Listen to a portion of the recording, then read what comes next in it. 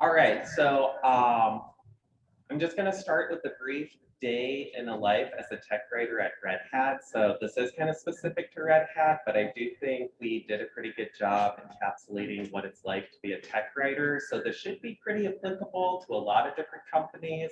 I got some cool IBMers over here who's going to be doing a panel later so they can give us a +1 or say that matches up to that experience as well.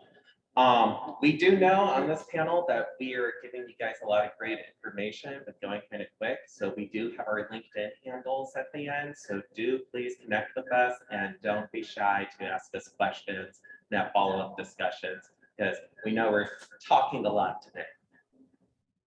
All right, so a typical day as a tech writer at Red Hat, you're pretty much going to be meeting with your team and you're going to be assigned a doc task or an issue, okay?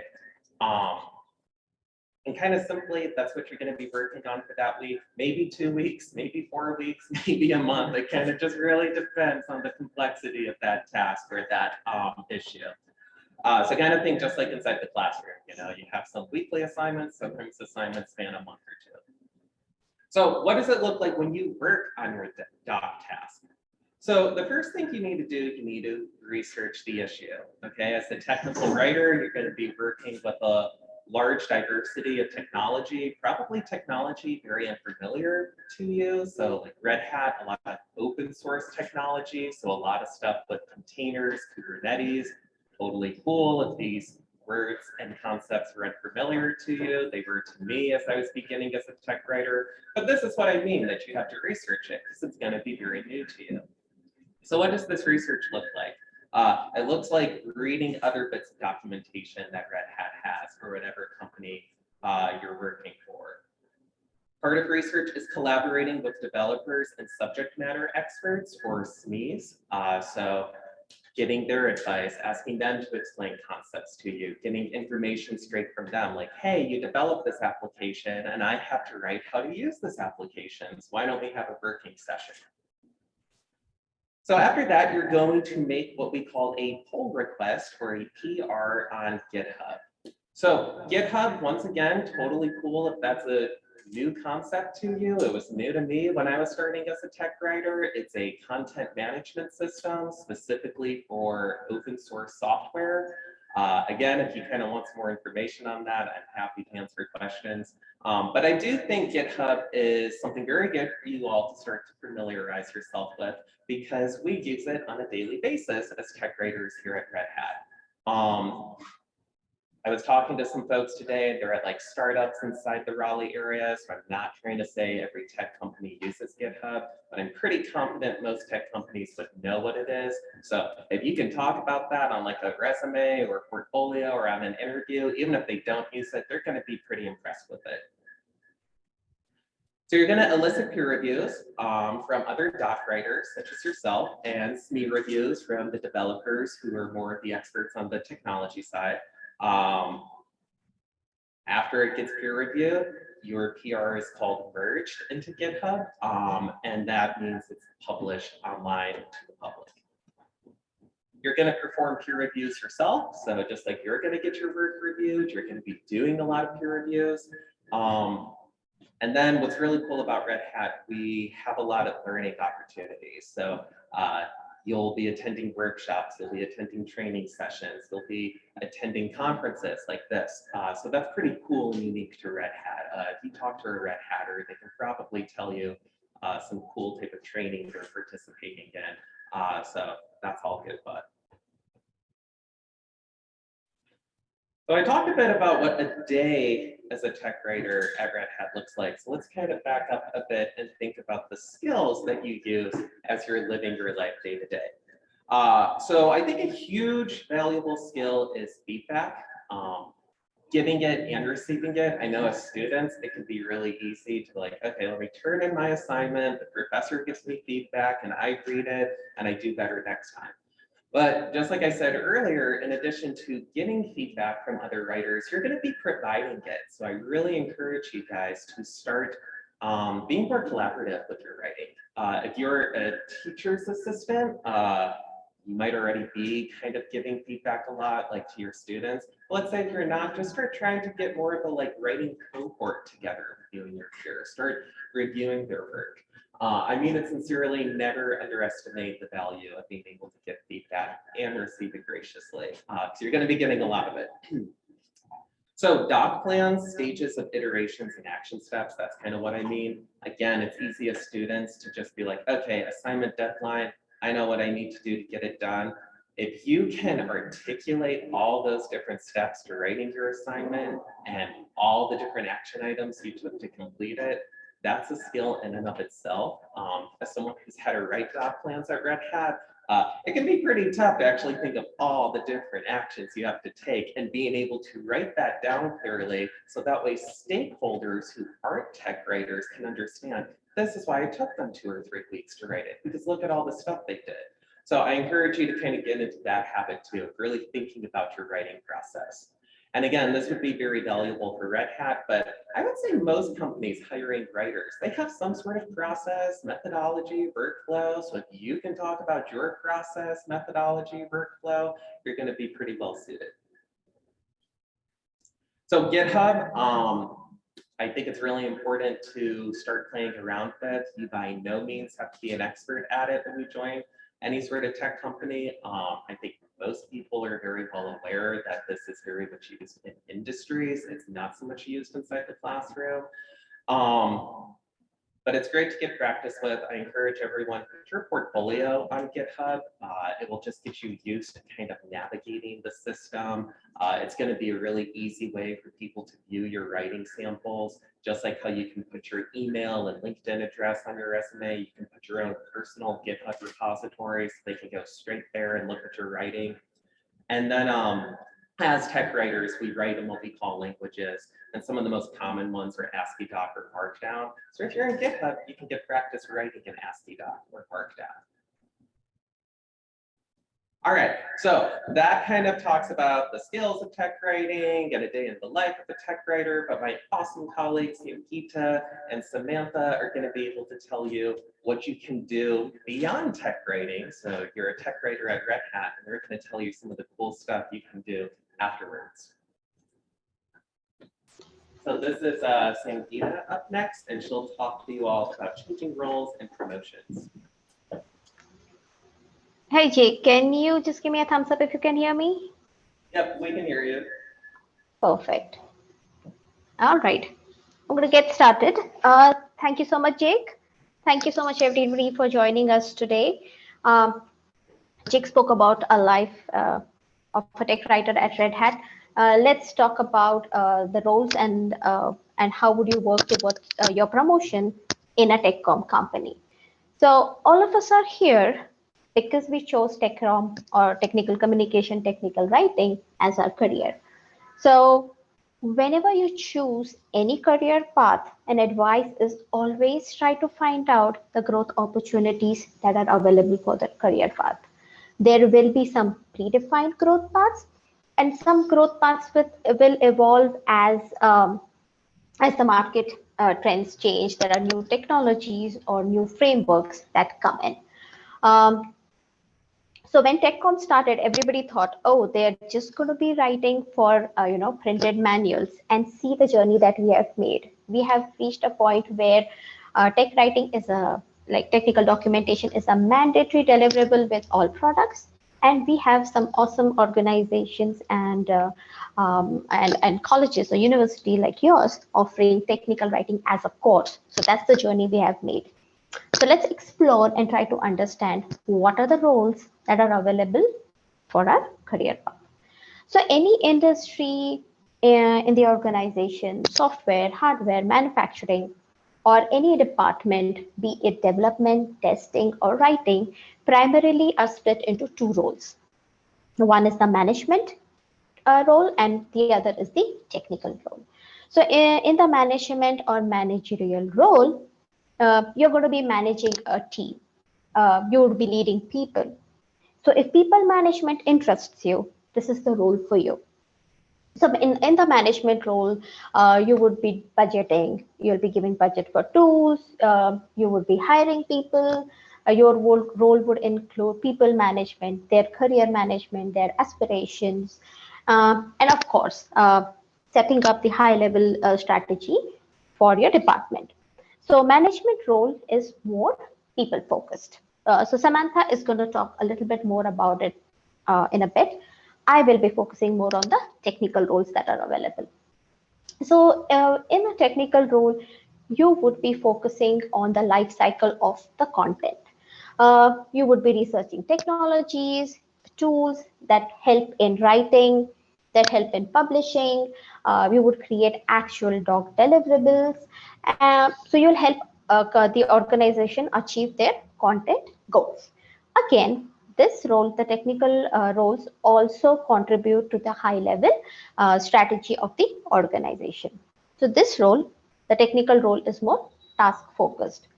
And the members of both these groups interact with each other, come together so as to achieve the bigger business goals. So these roles, management and technical, complement each other. They don't compete with each other. Neither of them is better than the other. They both have ample growth opportunities. It depends on you what interests you. So let's look at some roles that are available. Every organization has a different growth path and different designations, but more or less the roles would align to what we are discussing right now.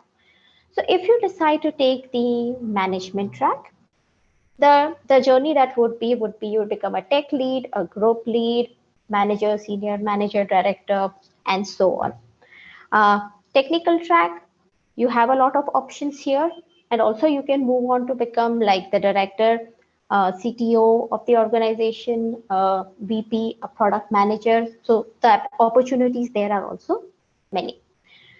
In the technical track, we will first talk about the individual contributor role.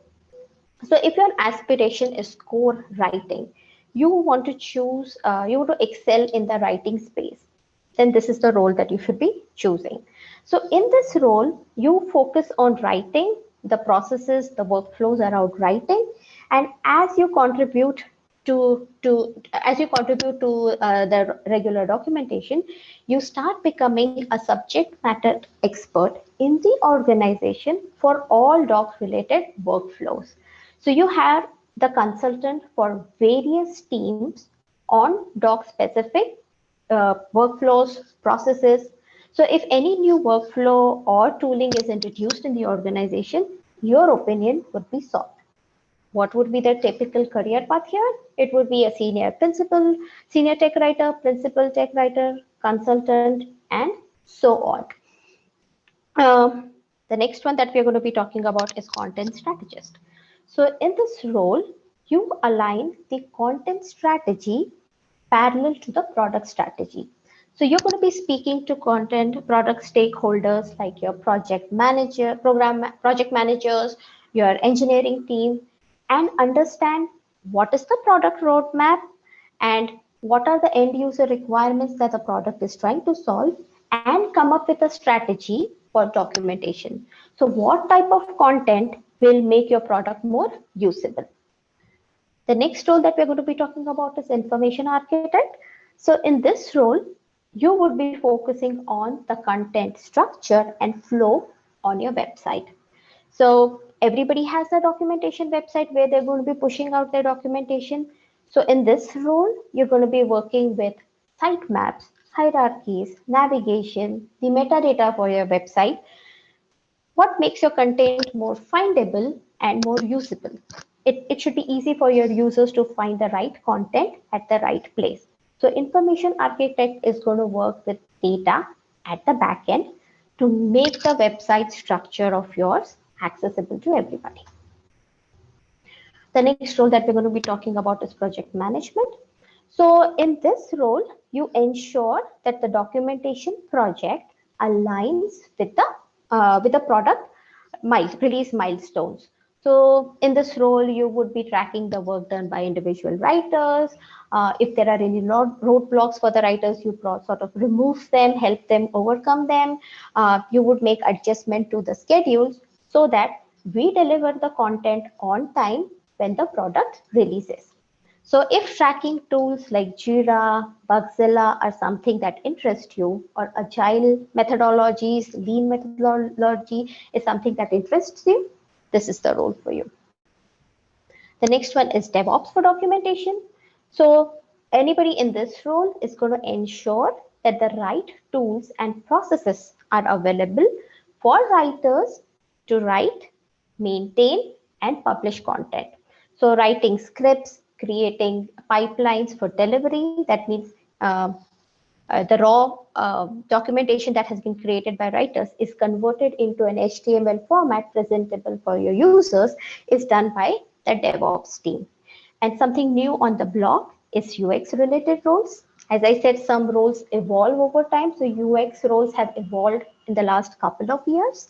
A lot of emphasis on these days is on making your product usable, more intuitive. That means a lot of information is put in inside the product, and that's where a writer comes in. So the information that you see in the product dialog boxes or the information that you see on the website forms, those texts are written by UX writer, and that's a new avenue that's opening up in the TechCom space. So now we all have seen a couple of roles that are available. Let's see how you can decide which is the right one for you. Jake, could you please move to the next slide? Thank you. So first and foremost, nobody can decide for you what career path you must choose. This is your journey. You have to decide how you want to mold it. So I'm going to begin by letting you know that there are some questions that you can ask yourself in every journey, every phase of your career path. And I'm going to take the first two questions and then speak to the last one. So you need to sit back and ask yourself, what are you most passionate about? What are the tasks that give you utmost satisfaction when you accomplish them in your current role? So sit back and analyze what interests you. There'll be a lot of market trends. Your peers may be moving to various roles, but don't get distracted by that. You need to figure out what works for you. How do you do that? Introspect what makes you happy. What are those daily small joys you derive by doing your current work from your everyday role? What work keeps you engrossed the whole day and you don't feel tired? What is it that you look for to next day or in your work life? So these will be pointers on what interests you. Second, you could start writing about the changes you want to bring about in your everyday work. Say you're noticing some gaps in the product strategy and the content strategy. Is there some script that you would want to improve? Is there some Jira workflow or a project tracking issue that you think could be made better? So this will make you help you understand what is it that you have an eye for, what comes naturally to you. So this will help you identify your strengths. The next thing that you need to do is, if you're choosing a role, does that role align to your personality? For example, are you a leader or are you a follower? Are you a researcher or you are an implementer? Are you good at technology discussions or are you good at people management? So this will help you identify which role suits your personality. And say once you have understood, figured out what role you want to choose, go back to your company career paths, see which role aligns closely to your aspiration, and then take the next steps to work towards it. So as a first thing that you need to do is, once you have identified the right role for yourself, talk to your manager about your aspirations and career path. Why? Because they are going to be your facilitator to achieve the goal. They will find opportunities in the organization which will help you develop the skill set for the next role, and they will also identify opportunities in the organization where you can make that move. The next thing that you need to do is build the required competencies. Again, here your manager is going to be your mentor. Ask them what are the competencies required for the next role. Are there any internal or external trainings, resources that you can use to improve these competencies or gain them? And and also ask your manager as to what is the growth path or the potential for that current role. Next, what you could do is see some job descriptions, because when you look at job descriptions, it will tell you what are the skill sets required for that job, and you could start building those too.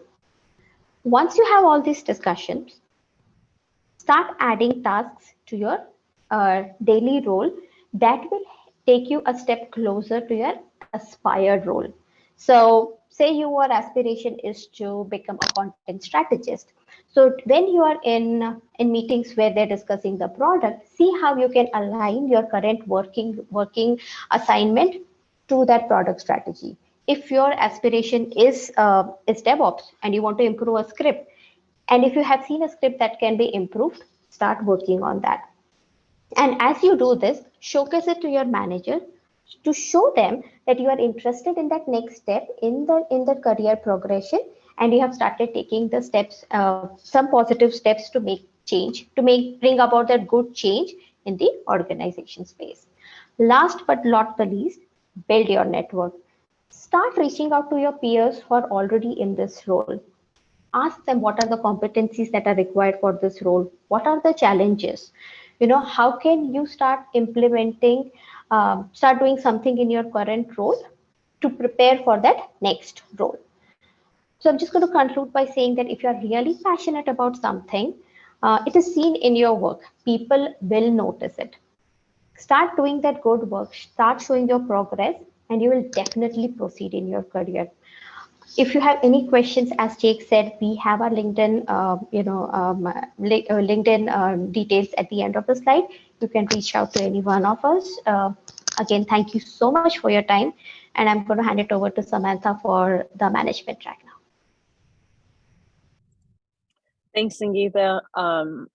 I definitely want to say before I start on the management track of what I was going to talk about, like leading teams and or managing teams, all of the things that were on those actions lists that Sangeeta had up, those were really like the things that my mentors and I did together to kind of help me figure out, like what path to take. So those actions are definitely true, and they definitely do help. So today I'm going to talk to you guys about leading teams or managing teams. And so I'll just kind of get started. I'm sure that some of you have a goal of leading a team or managing a team in the future, whether you're a team lead or a manager, there's several things that you can do along the way to prepare yourself for that management or that team lead role.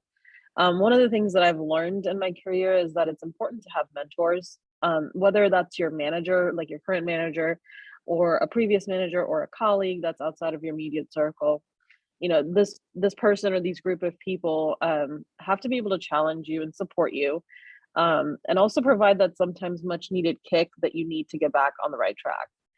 For me, in the past couple of years, they've been my current manager and my previous managers, along with a few other colleagues. And they've definitely challenged me and advocated for me, and provided me that pep talk, and sometimes needed to push me to take on the new challenge. Having led teams before and now moving into a management role myself, I find myself reflecting on things that have kind of brought me here. First and foremost, anyone can be a leader, and I'm not trying to sort of use a cliche, but it's definitely true. Whether you're an introvert or an extrovert or someone somewhere in the middle, kind of like myself, you can definitely be a leader. And in order to be a leader, you don't necessarily have to be a manager or even a team lead. To me, being a leader means, speaking up when you don't agree, coming up with new ideas, or raising your hand for that first extra project that comes up, or even asking to support other team members when they need help. That's something that I've struggled with, is as a perfectionist, I find it hard to not have all of the answers, but I know where to go to find the answers. And as a leader or a manager, it's very important to remember that you just have to know where to look for the answers and not necessarily have to have the answer itself. So here's some of the things that I've thought about along the way in my journey to management, and some of the ways that I've been able to be a leader without being in a leadership role to begin with. Sort of my mantra for leadership, one of the things is to be compassionate and empathetic, which means being able to understand when one of my team members is having a rough day or having a rough go at a project. And being empathetic to me means that I understand what you're going through, and leading with compassion means that I'm here to support you. Next is to be transparent, build and extend trust. So transparency is definitely a word that gets thrown around a lot when it comes to leadership, but the best way for me to describe it as a leader is I will share with you the information that I'm able to at the time, and knowing that sometimes it might not be the best news. Being transparent is not just about sharing information, but also being honest with your colleagues or your team members about the decisions that are being made with the best knowledge that you have and can share. So one of the things about being a manager is sometimes you will get a heads up on leadership changes or management decisions that are being made that you might not necessarily be able to share with your team right away. But when you are able to share that information, make sure you're being transparent and you're listening to them and about the concerns or comments that they have, so you can try to be an advocate for your team members. So being transparent to me kind of goes hand in hand with building and extending trust. So when I share some information about you with a team change or a project change, I'm going to open the door for you to voice your concerns and your feelings to me. By doing that, I'm building trust with my team members.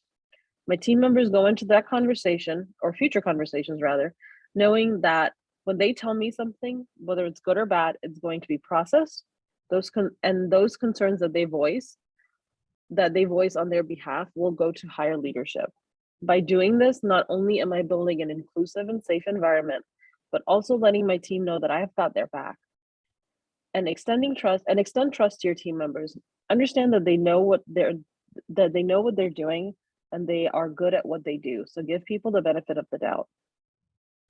Listen more and understand pain points. This goes hand in hand with building trust. And this is something that I feel like managers definitely should do more. So when you build that relationship with your team, they will be able to come to you with their problems, concerns, or sometimes just to even vent. So sometimes you might be a therapist in some cases. So in this situation, especially as a manager, remember not to pass judgment and sometimes even offer advice. This moment is really to listen to what they're saying, because they're probably telling you things that they want done and need fixed. So this is another opportunity for you as a manager or a team lead to build trust. Building diverse, inclusive, and equitable teams. So we've all heard of diversity, equity, and inclusion initiatives in many places, but oftentimes DEI has to start smaller. So let's take a moment to talk about why DEI is important. DEI initiatives and teams that are built with DEI in mind help every employee to show up each day without fear of being their true self. So as a team lead or even a manager or like a frontline manager, why do you care? Because when your team members show up authentically and without fear, they're more engaged, more productive, and more innovative. And guess what? That contributes to the increased revenue for your company. So we all want to be respected and valued as individuals. Our views and experiences bring different perspectives, and no one should be able to talk, and no one should be afraid to talk about those ideas or perspectives. You shouldn't have to hide who you are, but while making your team diverse and inclusive, one other thing to make sure about, and this is especially important for managers, is that your team is equitable. Make sure that every member on your team has access to unique resources that are tailored to their experience and skill set and provide opportunities that fit them and their goals. So I'll give you an example. My manager made sure that my workload at Red Hat while I was working as a senior tech writer was not always 100%, so that I had enough time to attend. We have a program called the Aspiring Manager Program at Red Hat for 3 months. So he made sure that even though my workload was not at 100%, I still got to have a say in the projects that I wanted to participate in.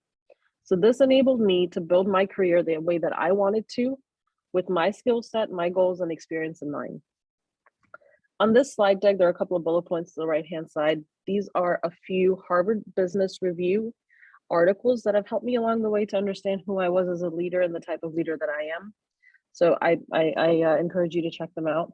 And as Sangeeta and Jake has already said, we have our LinkedIn profile information towards the end of the slides. So please, feel free to reach out to us if you have any questions. And thank you all so much for your time. And I hope you enjoyed learning about leading and managing teams.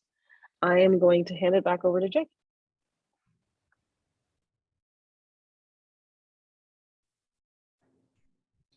Okay, I'm good. Okay, cool. Yeah.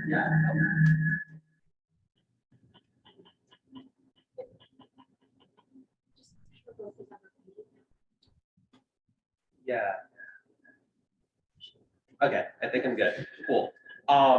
Yeah, I just want to say I'm so glad that Sangeeta and Samantha talked about the other opportunities available once you're a tech writer, because if you're like me, you thought tech writing, that sounds cool. I don't know if I want to do it for the rest of my life. So I hope it's motivating to you to know it's a good way to open other doors. And listening to their presentations, I was thinking about how so many of these things you can do as you try to be a manager, as you try to pursue other roles, you can do just breaking into tech writing too. So, all those good action items, all those good things you're doing to get the job, don't let it end there, because once you get a job as a tech writer, you never know what other jobs you can get while you're a tech writer.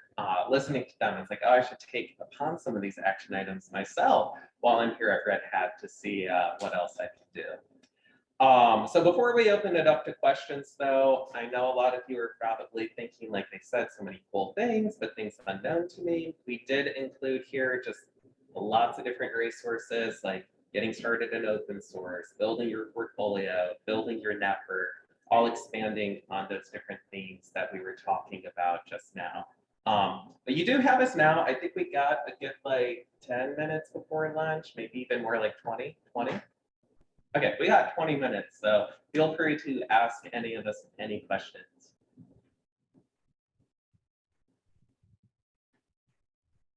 So does anybody have a question that they wanted to ask any of our panelists? So I know for me, I was curious if you guys had any advice on, for people that are currently students, finding mentors, because you talked a lot about finding mentors once you're in the workplace, in managers or coworkers that are in more senior roles.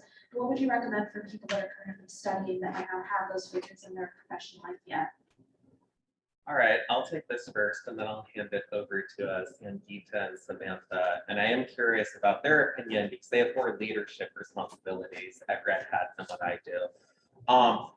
I'm a big advocate of LinkedIn. This kind of goes into what Samantha was saying, that anyone can be a leader. So never underestimate who can become a mentor. If you have someone who's pretty helpful and they respond to you when you ask them questions over LinkedIn, that's kind of like a substitute mentor. I learned a lot just through different communications through LinkedIn, like, connecting with a tech writer at like IBM, and then just having a conversation over LinkedIn Messenger about like, what does it look like to document for open source technologies? And I learned a lot just through that.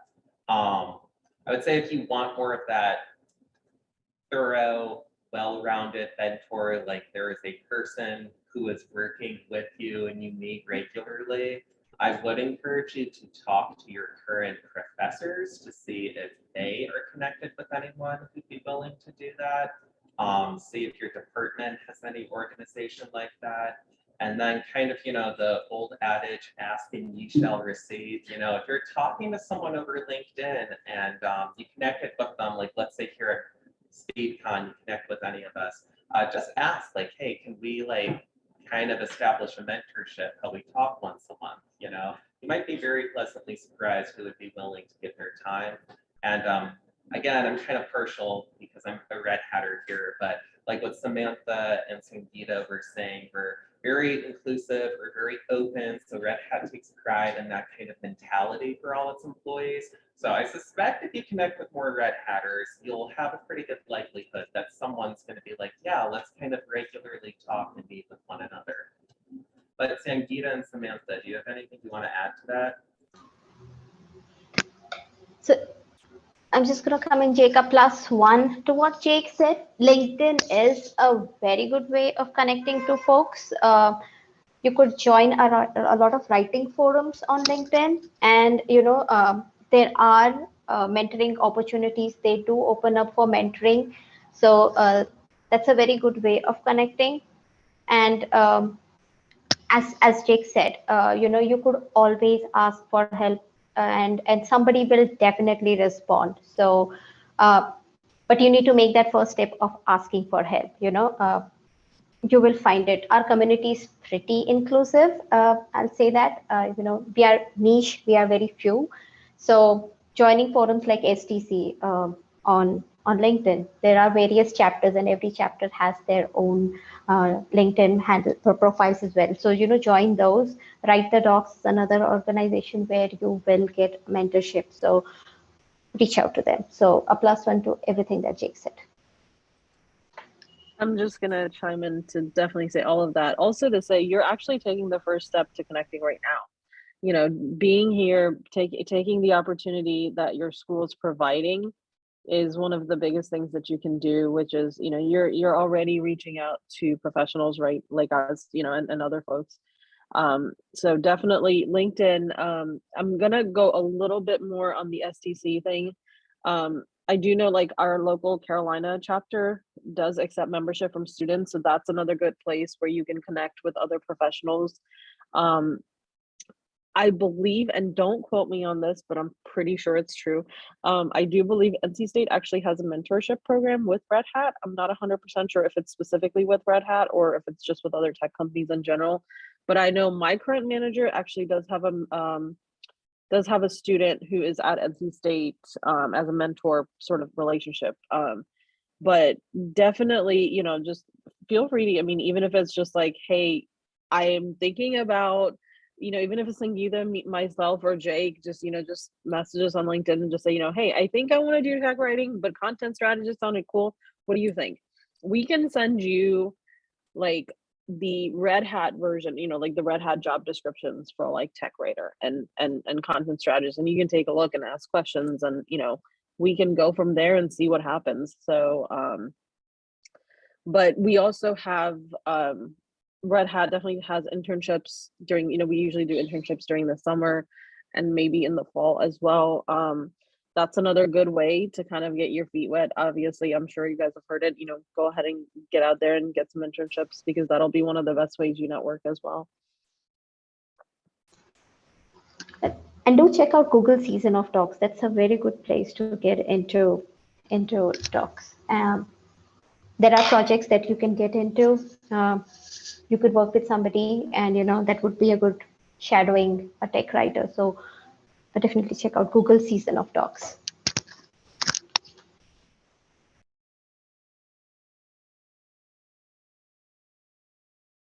Any other questions?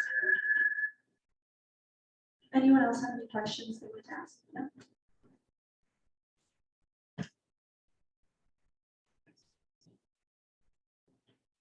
Hi, so I'm first year in this TC student. I just want to ask you about, has any courses of like MSTC or electives to do with your hiring? Like when you apply for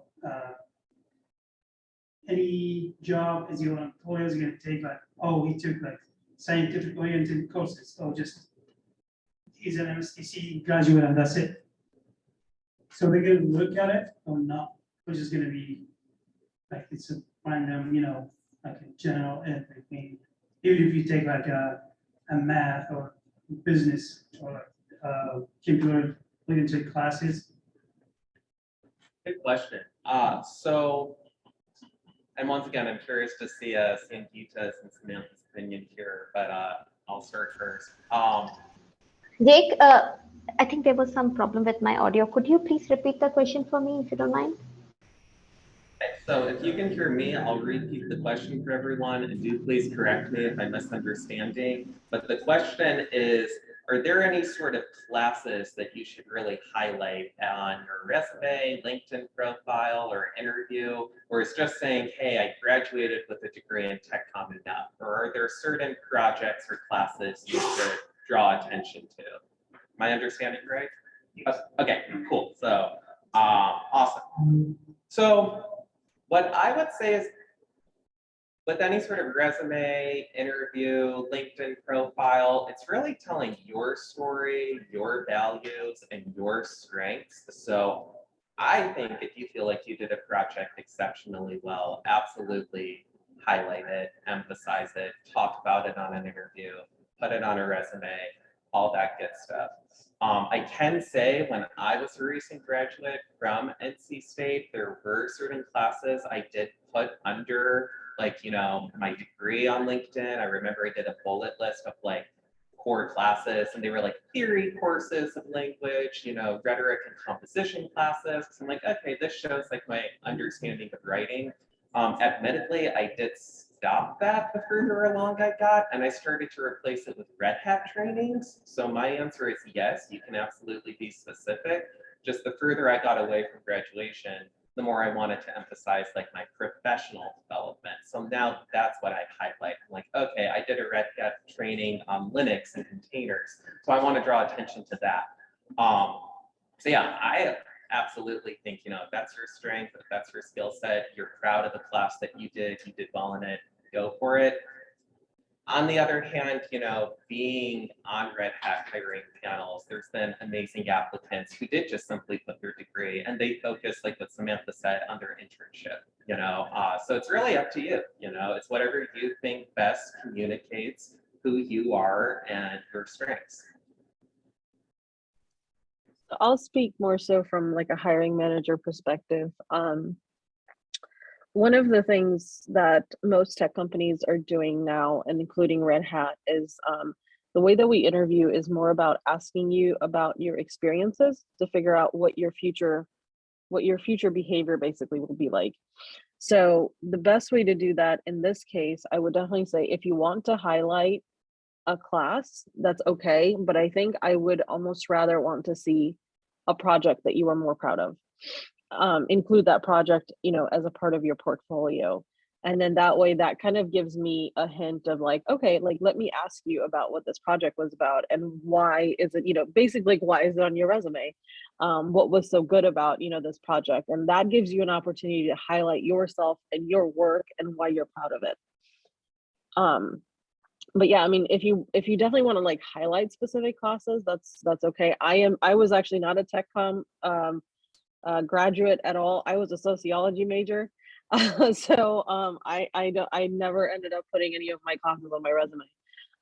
But I think Jake probably has more experience with that, and probably Sangeeta. So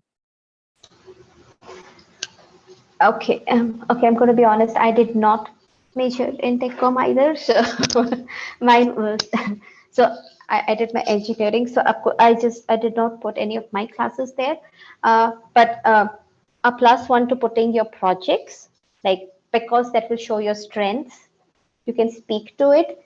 It shows about what you're passionate about, so it makes it easier for us as the hiring panel to understand what are your aspirations and where do you fit into, you know, the various roles that are open for that particular project. So if a project has 2 roles and we see that you're passionate about, your skill set matches 1, you know, we'll put you there. So definitely highlight all your projects.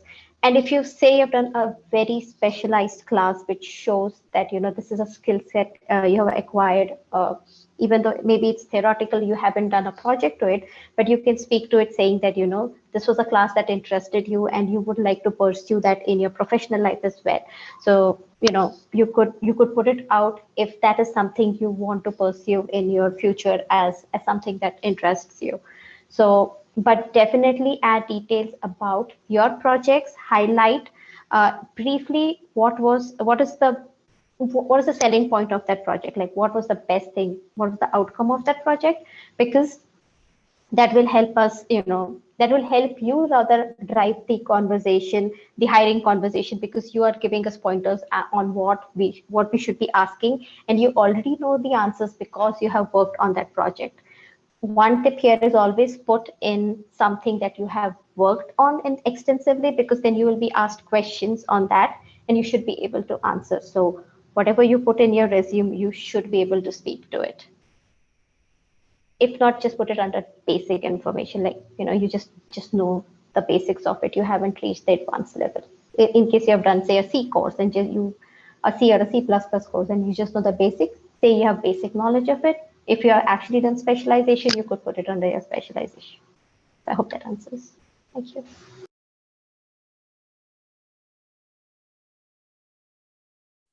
Question here. Hi, I was wondering if you guys have any suggestions for what you personally or what you're part of ways to stay kind of plugged into the tech comm community and technical writing, like blogs or websites or podcasts, things like that. I know you talked a lot about GitHub, like kind of less formal ones. Any additional? I'd love to hear those. Awesome. So if you couldn't hear Sangeeta, Samantha, or anyone else, that is ways to stay connected in the tech writing community and maybe a bit more informal, casual ways than something like GitHub. So LinkedIn is one of the most obvious, easiest ways to do it. I found most people will connect with you as long as you have a polite, good introductory message, just saying you're an aspiring tech writer and wanting to stay plugged into the community by following their post. I would say that's a great way. I'm so glad that Samantha and Sangeeta mentioned STC because again, they do a lot of blogs. I've written blogs for them. They do a lot of recaps of their conferences. So if you missed one, you can kind of read a recap of it. So I think that's a great way. That's kind of my 2 cents. I have never listened to a podcast in its entirety, and I've never been on Twitter. So I'm going to pass it over to my panelists since you mentioned other online mediums because I'm kind of out after LinkedIn and STC.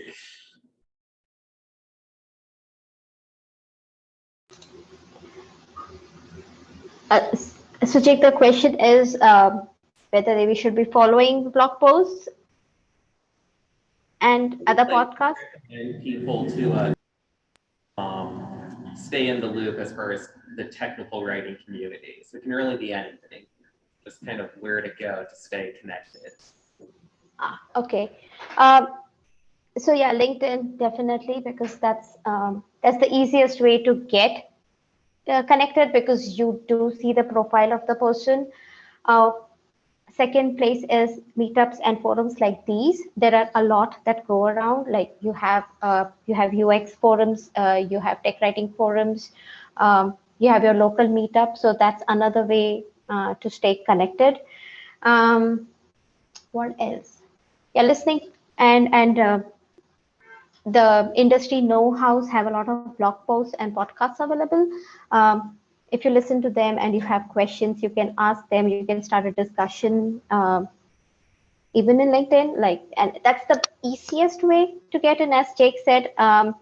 So my +1 to LinkedIn.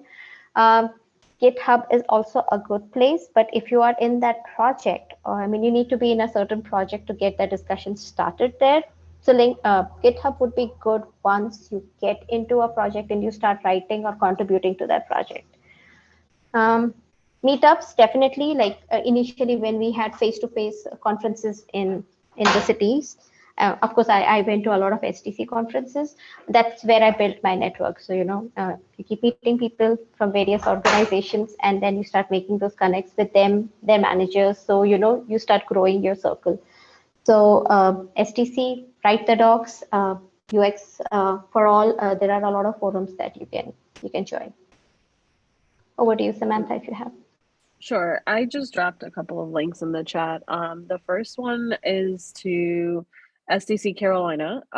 They actually, speaking of mentorships, I believe they had a link on there for how to, there's a link on there for students under resources.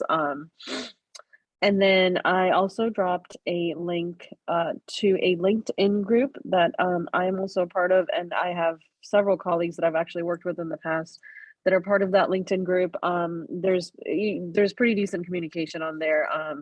Everything from, other professionals asking questions about, what should I do with this instruction manual, or, I'm having a hiring issue or something like that, to various different things. And then I also posted the third link is Ask a Manager. It is a website and a podcast where it's literally like asking a manager different questions that you probably didn't want to ask your own manager. So there's ask a question, there's topics, and then there's a podcast section that you can listen to that they have information on. So I think those are pretty good starting points. And I think Joseph also just posted some more information, but yeah, those I think those are all pretty good ones, and those are the ones that I think I've used most. So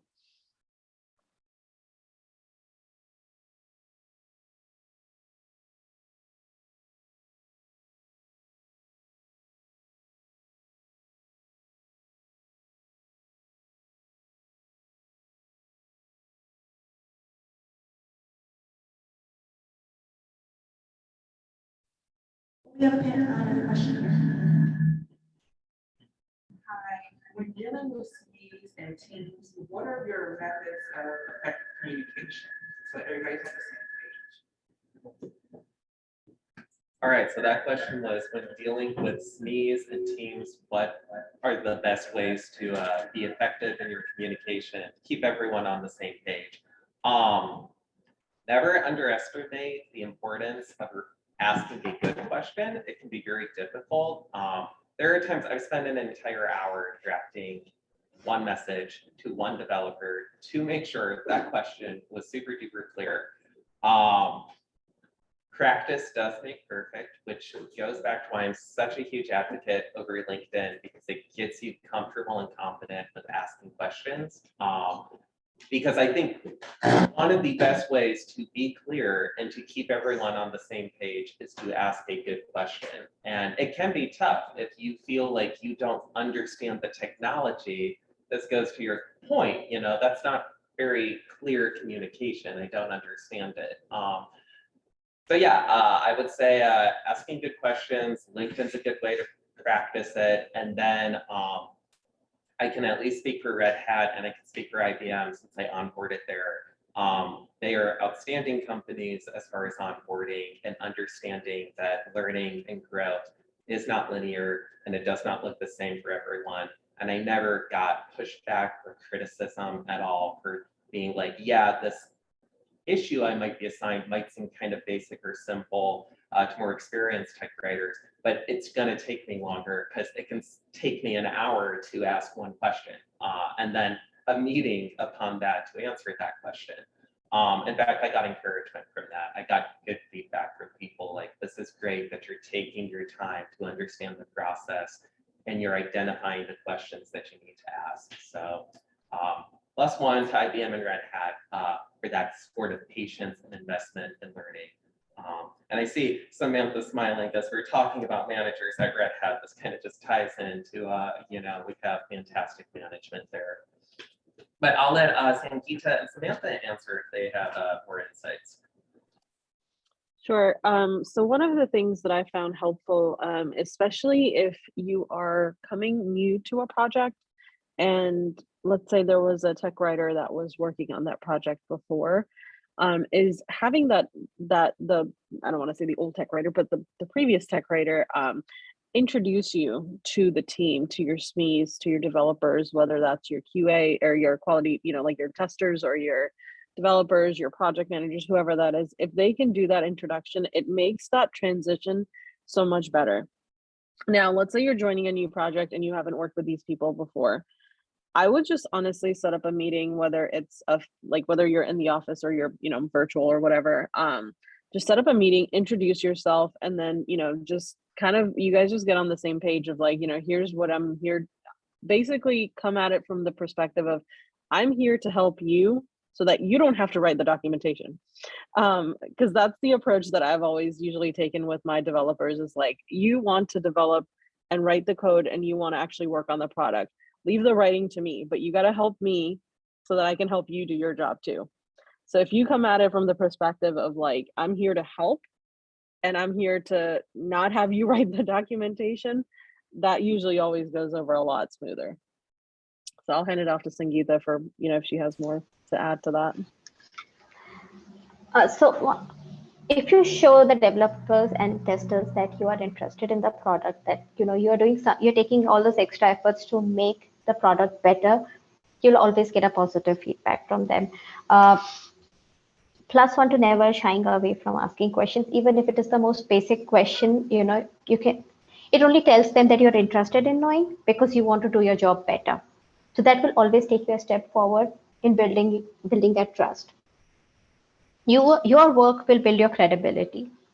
So, it may take a little bit of time to get that two-way relation started because, you're new, they are new, everybody's trying to figure out how everybody has a way of working. So, as Samantha said, if the previous tech writer has moved out, so that writer may have a certain way of working, but your way of working is different. So it's going to take time for everybody to figure out each other's way of working. So just hold on, be patient.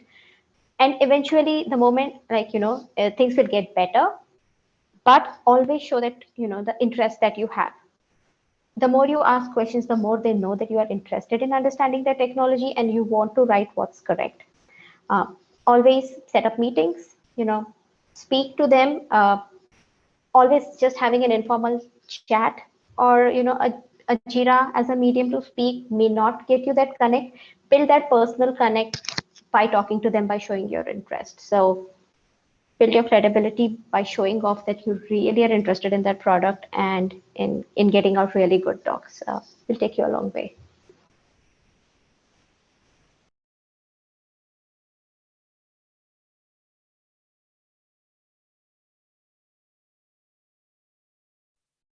Hi, and I also want to check in to make sure, was there anybody in the Zoom room that had any questions for our panelists? They can feel free to unmute and ask those.